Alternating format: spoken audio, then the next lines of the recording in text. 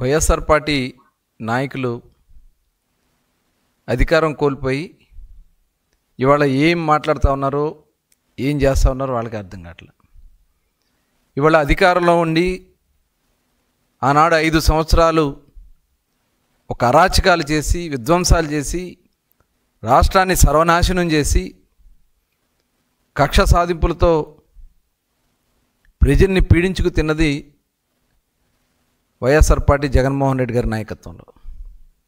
ఈరోజు వచ్చి ఇవాళ అసత్యపు మాటలు మాట్లాడుతూ ఉన్నారంటే నిజంగా ఇంతకంటే దుర్మార్గమైనటువంటి కార్యక్రమాలు ఇంకోటి ఉండవు. ఇవాళ మనం చూస్తూ ఉన్నాం.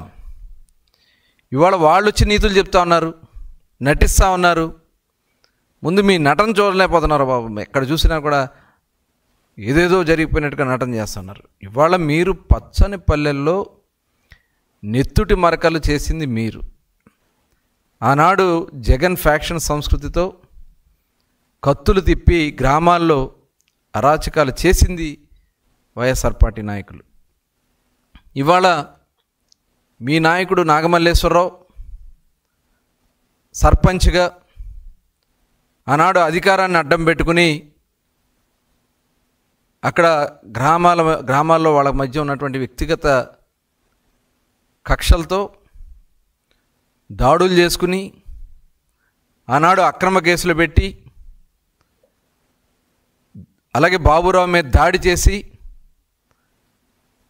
ఆ దాడిలో గాయపడినటువంటి బాబురావు దాదాపు 1 నెల రోజుల పాటు గుంటూరు ప్రైవేట్ హాస్పిటల్లో ఉంది. వాస్తవం కాదా? మరి తర్వాత ఆ గ్రామాల్లో చేసినటువంటి అరాచకాలు అక్కడ ఉన్నటువంటి గ్రామస్తులకు తెలియదా? తెలుగుదేశం ప్రభుత్వం వచ్చిన తర్వాత ఊరు వదిలిపెట్టి పారిపోయి మళ్ళీ ఊళ్ళోకి వచ్చి రెచ్చగొట్టే కార్యక్రమాలు చేసి ఆ వ్యక్తిగత కక్షలతో దాడి చేసుకుంటే దానికి పార్టీ రంగులు పులుతారా? ఇంతకంటే దుర్మార్గమైనటువంటి కార్యక్రమాలు ఇంకోటి ఉన్నాయా?